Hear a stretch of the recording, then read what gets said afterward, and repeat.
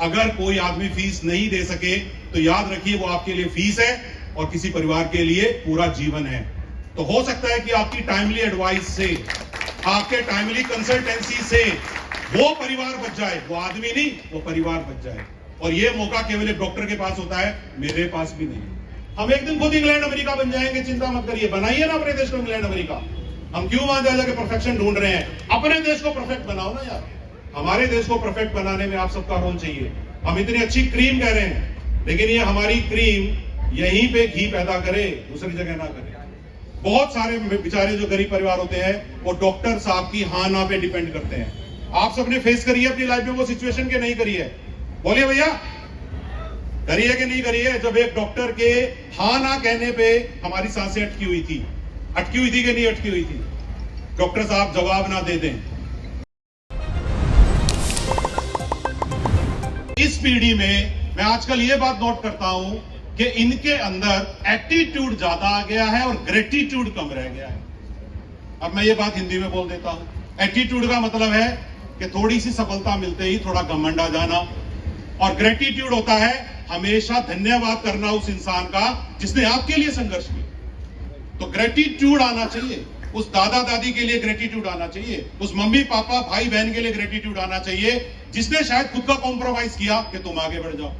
लेकिन मैं देखता हूं सरकारी नौकरी में आदमी बहुत छोटी सी नौकरी में सेलेक्ट हो जाता है, गांव वालों से बात करना बंद कर देता है। यार अब मैं ये बन गया हूं, अब मैं तो उस कार्ड में अपना डेजिग्नेशन लिखवाया हूं, इसीलिए बना हूं मैं इतना बड़ा कर्मचारी, अधिकारी, तो बहुत बड़ी बात है। तो मेरी इन बच्चों से आज 3 रिक्वेस्ट है भैया।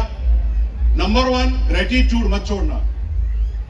याद रखिए आप जिस जगह पे हैं, आपसे पहले लाखों लोग इस जगह पे रहे हैं, तो अपने मन में ग्रेटिट्यूड रखिएगा, एटीट्यूड मत रखिएगा।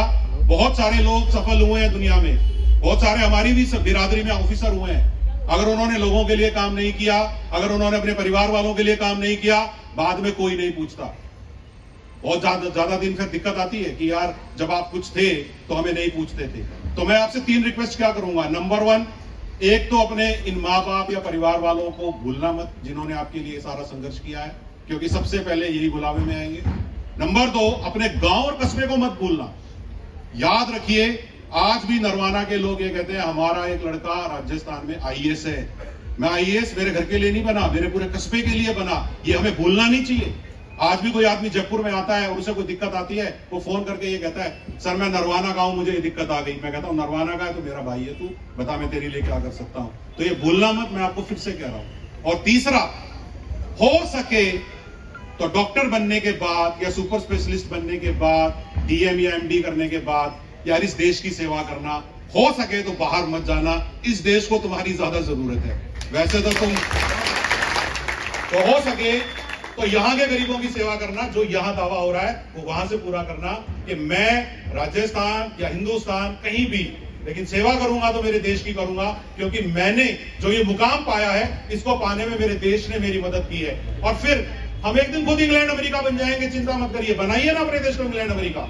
हम क्यों वहां जाके परफेक्शन ढूंढ रहे हैं? अपने देश को परफेक्ट बनाओ ना यार। तो मैं तो आप लोगों से यही अपील करूंगा कि सबसे पहले तो अपने मम्मी पापा को मत भूलना, ग्रेटिट्यूड रखना इनके प्रति, अपने परिवार वालों के प्रति ग्रेटिट्यूड रखना, अपने छोटे भाई बहन को सपोर्ट करना। अगर वो ऑलरेडी अच्छी सिचुएशन में है, वेरी गुड, लेकिन अगर वो बाई चांस अच्छी सिचुएशन में नहीं है तो तुम्हारी ड्यूटी बनती है, क्योंकि भगवान ने तुम्हें ये मौका दिया है, उस मौके को कभी छोड़ना मत। और एक बात कहूं, हम आपका बहुत बार ये मन करेगा मैं बहुत बिजी हूं, मैं बहुत ये हूं। यार बिजी मैं भी हूं, मुझे भी संडे की छुट्टी अच्छी लगती है। ठंड में से रजाई में से मैं भी नहीं निकलना चाहता था, संडे है ना। लेकिन मुझे पता था 3000 लोगों से बात करने का मौका मिलेगा, मैं कैसे छोड़ सकता हूं। तो इसीलिए कभी भी अपॉर्चुनिटी को छोड़ना मत, किसी भी छोटी सी चीज के लिए। तो मुझे ये पूरा विश्वास है कि जो आज यहाँ बच्चे हमारे बीच में बैठे हैं ये बहुत अच्छी शिक्षा लेंगे, और एमबीबीएस में केवल एक नॉर्मल मेडिकल एजुकेशन नहीं लेंगे, बल्कि ये रिसर्चर बनेंगे, ये देश के लिए उन बीमारियों पे काम करेंगे, उन वायरस पे काम करेंगे, उन सारी चीजों पे काम करेंगे जिनके लिए हमारे लोग बाहर जाके फैसिलिटी ढूंढते हैं। हमारे देश को परफेक्ट बनाने में आप सबका रोल चाहिए। हम इतनी अच्छी क्रीम कह रहे हैं, लेकिन ये हमारी क्रीम यहीं पे घी पैदा करे, दूसरी जगह ना करे। ये हमें यही चाहिए। तो मेरा ये रिक्वेस्ट है। और एक बात और है, हम लोग कब तक अपने यार पूरे 365 दिन में 5 दिन मेरे घर पे आऊं, 360 दिन डीसी पे मेरे मम्मी पापा को देखूं, क्यों देखूं? मैं तो उनको हर हफ्ते देखूं, हर महीने देखूं। ऐसी भावना अपने अंदर पैदा करिए और चिंता मत करिए, देश में इंफ्रास्ट्रक्चर सुधर रहा है। आप जानते ही हैं कि हमारे देश में मेडिकल इंस्टीट्यूशन की संख्या पिछले 10 साल में कितनी बढ़ी है, मुझे बताने की जरूरत नहीं है। अभी थोड़ी देर पहले वही चर्चा हो रही थी। वो ठीक है, हमारे देश की आबादी बढ़ेगी तो कॉलेजेस भी बढ़ेंगे, डॉक्टर्स भी बढ़ेंगे, लेकिन आज भी लाखों पे एक डॉक्टर है, तो डेफिनेटली आपके लाइफ टाइम तक आप बहुत डिमांड में रहने वाले हो। और एक आखिरी रिक्वेस्ट करूंगा अब मैं, जिसकी रिक्वेस्ट करनी बहुत जरूरी है, मम्मी पापा की भी कर दी, गांव की भी कर दी और देश की भी कर दी। अब मैं रिक्वेस्ट करूंगा उस गरीब आदमी की जिसको डॉक्टर की बहुत जरूरत होती है, चाहे कितनी भी मेडिकल फैसिलिटी सुधर जाए, बहुत सारे बेचारे जो गरीब परिवार होते हैं वो डॉक्टर साहब की हाँ ना पे डिपेंड करते हैं। आप सबने फेस करी है अपनी लाइफ में वो सिचुएशन के नहीं करी है? बोलिए भैया, करी है कि नहीं करी है? जब एक डॉक्टर के हाँ ना कहने पे हमारी सांसें अटकी हुई थी कि नहीं अटकी हुई थी? डॉक्टर साहब जवाब ना दे दें या डॉक्टर साहब ये कह दें कि चांस है, और हमें गए तो जिला अस्पताल में डॉक्टर मिल गया, सीएचसी पे हमें डॉक्टर मिल गया, हम ऐसा चाहते थे, और डॉक्टर साहब ये कहते कि उम्मीद है, और डॉक्टर साहब अटेंड कर लें, जल्दी से अटेंड कर लें, जो कुछ हो सकता है कर दें। तो मैं आपको ये कहना चाहता हूं कि कभी भी जब आप इस प्रोफेशन में आए, जब आप रेजिडेंट डॉक्टर बने, जब आप प्रॉपर डॉक्टर बने, आप जब पूरी तरह से अपना खुद का अस्पताल डाल लें या हमारे सिस्टम में आ जाए सरकार के, जो भी आपको अच्छा लगे, लेकिन यार उस गरीब आदमी को इग्नोर मत करना जिसका कोई सुनने वाला नहीं है। वो लोग आते रहेंगे अभी भी, क्योंकि आबादी बहुत ज्यादा है। ऐसे लोग आएंगे जिनको कुछ अता पता नहीं है, केवल ये कहेंगे डॉक्टर साहब मुझे पता नहीं है लेकिन मेरे वो है। आप इरिटेट होंगे उसको देख के, ये अनपढ़ आदमी बता भी नहीं रहा है ढंग से इसको क्या है, ये ठीक से अपनी बीमारी भी नहीं जानता है, ये अपने कागज नहीं लेके आया, ये डायग्नोस्टिक रिपोर्ट नहीं लेके आया, इसको कुछ अता पता नहीं है। लेकिन यार हमारे देश में अभी लिटरेसी का लेवल ठीक ठाक है, तो ऐसे लोग होते हैं, हर गांव में ऐसे लोग हैं, हर कस्बे में ऐसे लोग हैं, हर शहर में ऐसे लोग हैं। तो ऐसे लोगों के प्रति थोड़ा सा दया का एटीट्यूड रखना। अगर कोई आदमी फीस नहीं दे सके तो याद रखिए वो आपके लिए फीस है और किसी परिवार के लिए पूरा जीवन है। तो हो सकता है कि आपकी टाइमली एडवाइस से, आपके टाइमली कंसल्टेंसी से वो परिवार बच जाए, वो आदमी नहीं, वो परिवार बच जाए। और ये मौका केवल एक डॉक्टर के पास होता है, मेरे पास भी नहीं, ये आपके पास है कि आपके द्वारा थोड़ी सी दया दिखाने से एक इंसान, एक परिवार, एक पूरी सभ्यता बच सकती है उस परिवार की। उस परिवार में अगर आपने सिर्फ ये चक्कर में नहीं पड़े ऐसे आना है वैसे आना है, कोई फॉर्मेलिटी नहीं होनी चाहिए इलाज में। जब आदमी को कोई ट्रीटमेंट देना है तो केवल एक ही चीज होनी चाहिए, ट्रीटमेंट। मुझे पता है जब हमारा खुद का इंसान अस्पताल में तड़फ रहा होता है तब हमें पता चलता है कि जो हम एक्सीडेंट में सड़क पे पड़े हुए लोगों को छोड़ देते हैं ना, उनको क्या दुख होता है। जब हमारा आदमी तड़फता है तब हम कहते हैं दुनिया कैसी है, और जब हम छोड़ के आते हैं कभी नहीं सोचते। तो इसीलिए मैंने अपने जीवन में एक छोटी सी कहानी सुनी थी, उस कहानी के साथ ही मैं मेरी बात भी खत्म करूंगा। बहुत फेमस कहानी है लेकिन आप सबके ऊपर एप्लीकेबल हो रही है इसलिए सुना रहा हूं। एक गांव का आदमी था, बड़ा दयालु। वो बॉम्बे गया, समुद्र के किनारे टहल रहा है, और समुद्र के किनारे टहलते हुए एक बड़ी सी लहर आके बहुत सारी मछलियों को किनारे में पटक के चली गई। समुद्र से बाहर आने के कारण बिना पानी के मछलियां तड़पने लगी और मरने लगी। वो गांव का आदमी बड़ा दयालु था, उसने कहा मैं मेरे सामने मछलियों को मरते हुए नहीं देख सकता। वो नीचे बैठ जाता है और सारी मछलियों को वापस समुद्र में फेंकना शुरू कर देता है, धड़ाधड़, पसीने पसीने हो जाता है। इतने में एक लहर और आई और उससे भी ज्यादा मछलियां पटक के चली गई। अब वो आदमी सोचे कि अब मैं क्या करूं, ये तो और ज्यादा हो गई। फिर भी हिम्मत करके बैठा और फिर से मछलियों को समुद्र में डालने लगा।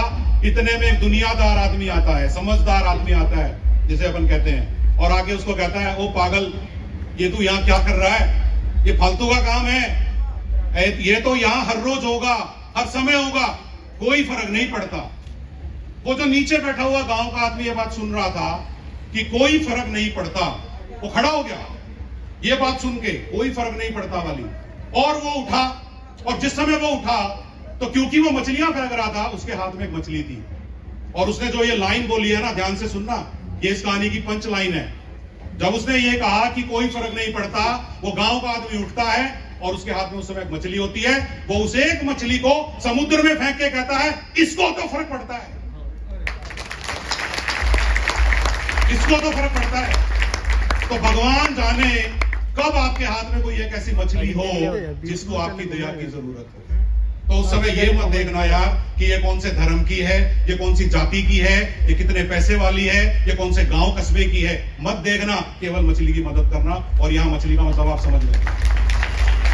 तो मुझे पूरी उम्मीद है कि हम आज यहां केवल सफल लोगों की बात नहीं करेंगे, दयालु लोगों की बात भी करेंगे। क्योंकि हम सब लाइफ में जानते हैं, कोई ऐसा मौका हम सब ने लाइफ में भुगता है ना, जब एक आदमी हम पे दया करके हमें मुसीबत से निकाल सकता था और उसने नहीं निकाला। और हम ऐसे आदमी को भी जानते हैं जिससे हमें उम्मीद नहीं थी और उसने दया दिखाई। ये दोनों हमने अपने जीवन में देखे हैं। तो आप कौन सी साइड जाना चाहते हैं, ये तय कर लेना। आपकी सफलता के लिए मैं आपको बहुत बहुत बधाई देता हूं। लेकिन अगेन मैं डॉक्टर सौरभ जैन की बात को रिपीट करूंगा, आगे की सफर और भी इंटरेस्टिंग होने वाला है। मैंने भी 22 साल में ऐसे बहुत सारे एग्जाम दिए। यार तुम्हारे नीट का तो सिलेबस था ना कि यार इस किताब में से आएगा 180 क्वेश्चन आएंगे, 4 नंबर का क्वेश्चन होगा। मेरे आईएएस में भी ऐसे था, 2250 नंबर का पेपर होगा, इतने नंबर आएंगे तो पार हो जाओगे। लेकिन पिछले 22 साल में मैंने ऐसे ऐसे एग्जाम दिए हैं जिसका कोई सिलेबस नहीं था। कहां कौन सा दंगा कैसे होता है, कौन सा एक्सीडेंट कैसे हो जाता है, और गुर्जर आंदोलन में कैसे काम करना है, किसान आंदोलन को कैसे देखना है, इसकी कोई किताब नहीं आती, कोई सिलेबस नहीं होता। लेकिन सीखते हैं और करते हैं। तो मैं आपको भी यही कहना चाहता हूं कि सिलेबस वाला एग्जाम खत्म हो गया, जीवन का एग्जाम आने वाला है, उसमें फेल मत होना। बहुत बहुत धन्यवाद। जय हिंद।